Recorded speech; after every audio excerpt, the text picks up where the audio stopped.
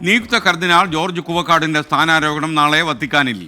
Saint Peter's ബസിലിക്കയിൽ മാർപ്പാപ്പയാണ് monsignor George കുവക്കാടിനെ കർദിനാളായി വഴിക്കുക. ചടങ്ങുകളിൽ പങ്കെടുക്കാൻ ഇന്ത്യൻ പ്രതിനിധി സംഘവും കുടുംബവും റോമിലേക്ക് യാത്ര തിരിച്ചു.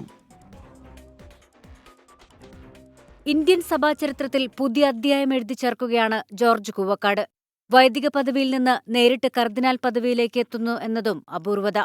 കർദിനാലാകുന്ന മൂന്നാമത്തെ മലയാളി. നാളെ ഇന്ത്യൻ സമയം രാത്രി 9-ന് വത്തിക്കാനിലാണ് സ്ഥാനാരോഹണ ചടങ്ങ്. സെന്റ് പീറ്റേഴ്സ് ബസിലിക്കയിൽ ഫ്രാൻസിസ് മാർപ്പാപ്പ ആർച്ച് ബിഷപ്പ് മാർ കുവക്കാടിനെ മറ്റ് 20 പേരോടൊപ്പം കർദിനാളായി നിയമിക്കും. തുടർന്ന് ഇന്ത്യൻ സമയം രാത്രി 10 മുതൽ 12 വരെ നവകർദിനാൾമാർ ഫ്രാൻസിസ് മാർപ്പാപ്പയെ സന്ദർശിച്ച് ആശീർവാദം വാങ്ങും. അതിനുശേഷം കർദിനാൾമാർ ഫ്രാൻസിസ് മാർപ്പാപ്പയോടൊപ്പം സെന്റ് പീറ്റേഴ്സ് ബസിലിക്കയിൽ കുർബാന അർപ്പിക്കും. ചടങ്ങുകളിൽ പങ്കെടുക്കാൻ കേന്ദ്രമന്ത്രിമാർ അടക്കമുള്ള ഇന്ത്യൻ പ്രതിനിധി സംഘം വത്തിക്കാനിലെത്തി. കൂടാതെ ജോർജ് കുവക്കാടിന്റെ കുടുംബവും ചങ്ങനാശ്ശേരി അതിരൂപതയിൽ നിന്നുള്ള പ്രതിനിധി സംഘവും എത്തിയിട്ടുണ്ട്. കർദിനാൾ പദവിയിലേക്ക് ഉയർത്തുന്നതിനു മുന്നോടിയായി മെത്രാഭിഷേകം ചങ്ങനാശ്ശേരിയിൽ കഴിഞ്ഞ ദിവസം നടന്നിരുന്നു. ചങ്ങനാശ്ശേരി മാമ്മൂട്ട് ലൂർദ് പള്ളി ഇടവകാംഗമാണ് നിയുക്ത കർദിനാൾ.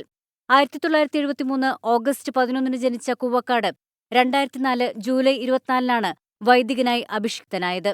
2006-ൽ വത്തിക്കാൻ ഡിപ്ലോമാറ്റിക് സർവീസിൽ ചേർന്നു.